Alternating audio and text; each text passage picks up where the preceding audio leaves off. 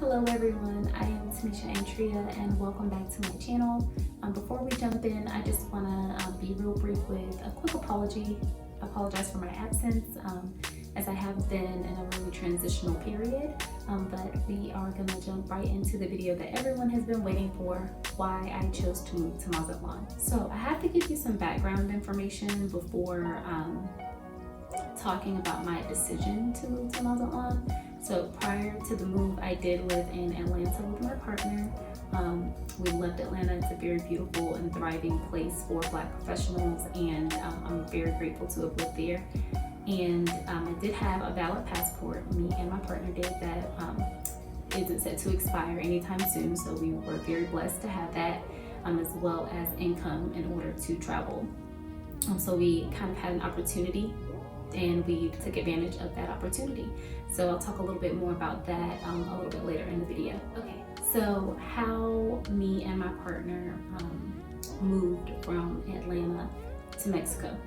It was really just a decision. We communicated with each other that we loved Atlanta. However, during COVID, it didn't feel safe.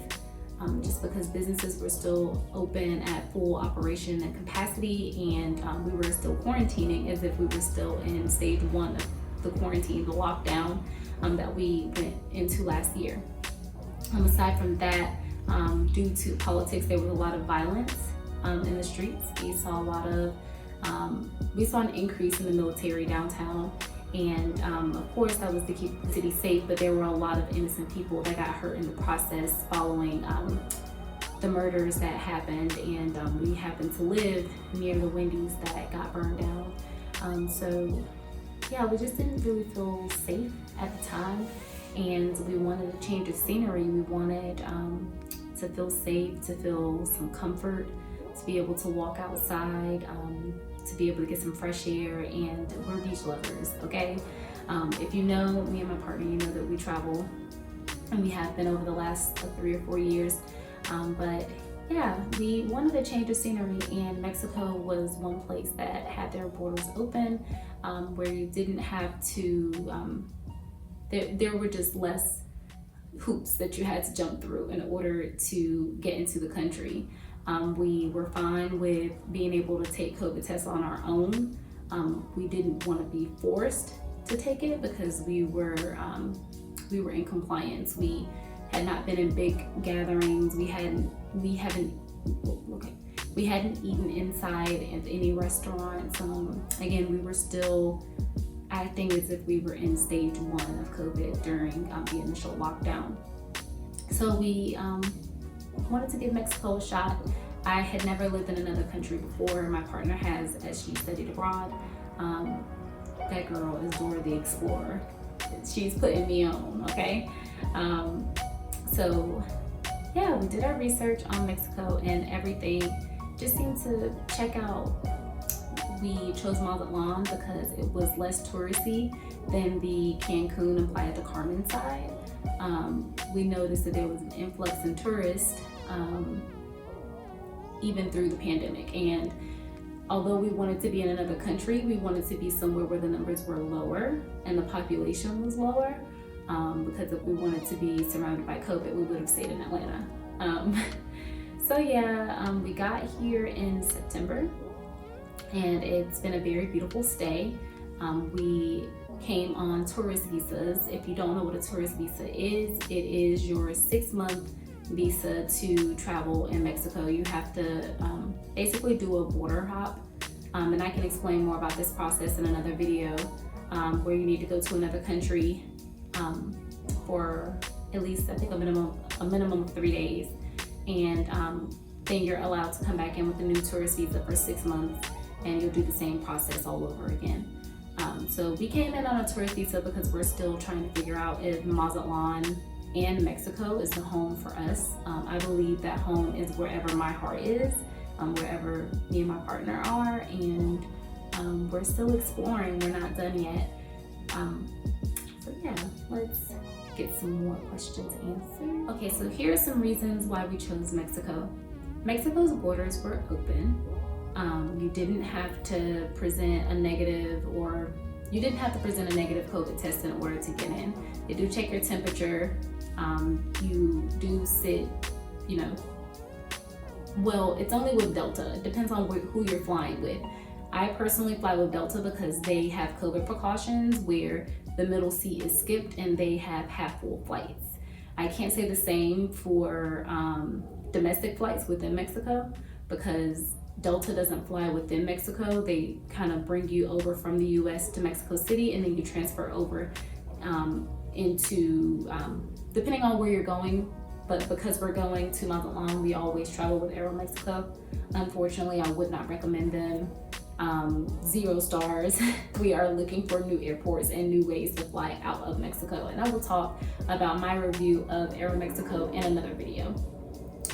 So, okay, again, the reasons why we chose Mexico.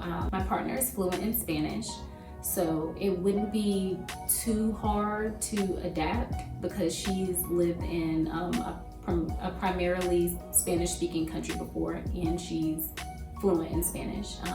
And she has a Spanish group. So if you are an expat or you're looking to learn Spanish, I'm gonna drop that link down below in the notes if you're looking to get some Spanish lessons, if you're looking to move to Mexico, because it's important to know the language here. I practice daily and I listen very well. I understand most of the things that they're saying, and I'm learning how to speak back. They appreciate the fact that you try. So what I would say is it's important to know the language of the land that you're traveling to, if that is something that you are choosing to do. Another reason why we chose Mexico is because of the weather.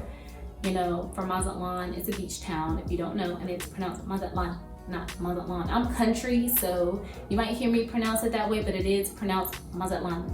And I even might be mispronouncing it to a certain extent, but I am trying. Feel free to correct me if I'm wrong. I'm here to learn and grow, just like everybody else.